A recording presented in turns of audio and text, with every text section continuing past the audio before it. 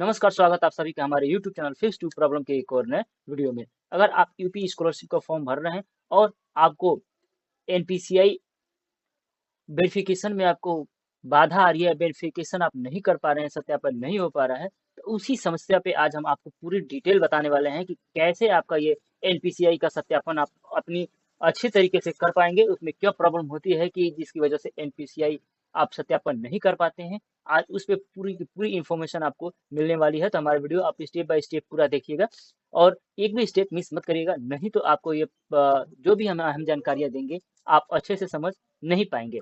तो चलिए video start करते हैं और स्टार्ट करने से पहले आपसे एक छोटी सी रिक्वेस्ट करते हैं कि अगर आप हमारे चैनल को अभी तक सब्सक्राइब नहीं किया तो प्लीज चैनल को सब्सक्राइब करके बेल आइकन घंटा भी प्रेस कर लीजिएगा, ताकि जब भी हम आपके काम की वीडियो अपलोड करें इस चैनल पे तो आपको नोटिफिकेशन मिले और आप वीडियो देख पाए।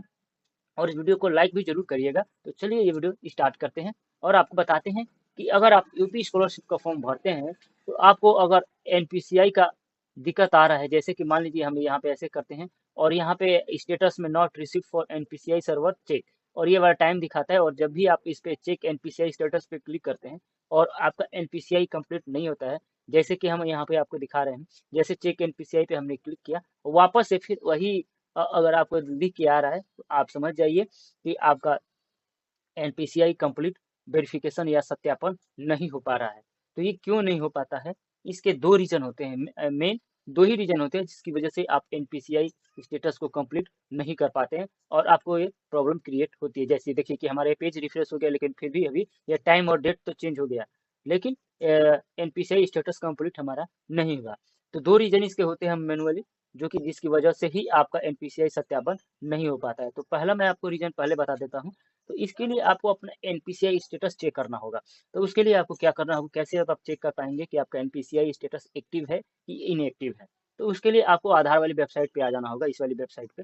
और आधार वाली वेबसाइट पे आने के बाद से सिंपल वेरीफाई, इस वाले ऑप्शन पे यहाँ पे बैंक सीडिंग स्टेटस जो शो कर रहा है इस पे आप सिंपल सा क्लिक करेंगे और जैसे ही इस पे क्लिक करेंगे तो आप इस वाले ऑप्शन पे क्लिक हो जाएंगे और यहाँ पे लॉगिन पे क्लिक कर लेंगे सबसे फर्स्ट, और उसके बाद यहाँ पे अपना आधार नंबर डालेंगे और ये कैप्चर डालेंगे और उसके बाद से लॉगिन विथ ओटीपी पे क्लिक कर देंगे। जैसे ही ओटीपी लॉगिन विथ ओटीपी पे क्लिक करेंगे तो आपका ये वाला स्टेटस यहाँ पे ओपन होगा, ठीक।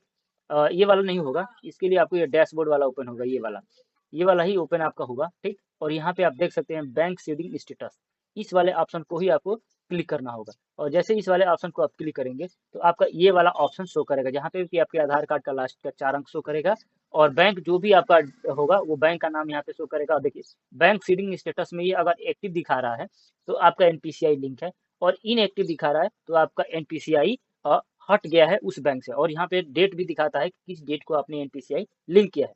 अगर ये आपके यहाँ पे सब कुछ ठीक है, जैसे कि यहाँ पे हमारी इस केस में दिखा रहा है कि बैंक ऑफ बड़ौदा और एक्टिव है, ठीक, यानी यहाँ पे एनपीसीआई कंप्लीटली ओके है, यहाँ पे एनपीसीआई में हमारी कोई दिक्कत नहीं है। तो अगर आपका ऐसा है तब तो आपका एनपीसीआई स्टेटस ओके है। अगर इनएक्टिव है तो आपको फिर बैंक में जाके उसको एक्टिव करवाना होगा। अगर यहाँ पे आपका एक्टिव ही नहीं दिखाता है, यहाँ पे कुछ भी नहीं दिखाता है, जैसे ही करते हैं तो नो एक्टिव दिखाता है, तो उस केस में आप समझ लीजिए कि आपका एनपीसीआई लिंक किसी भी बैंक में नहीं है। तो उस केस में भी आपको जाके अब बैंक से ही आपका एनपीसीआई लिंक करवाना होगा। अगर ये स्टेटस दिखा रहा है तो आप समझिए कि आपका एनपीसीआई एक्टिव है। तो ये तो पहला रीजन हो गया। और उसके बाद से दूसरा रीजन ये होता है कि जब भी यूपी स्कॉलरशिप की वेबसाइट में या कुछ भी कमी होती है, कुछ भी बग आ जाते हैं जिसकी वजह से वो एनपीसीआई के सर्वर से कनेक्ट नहीं होता है।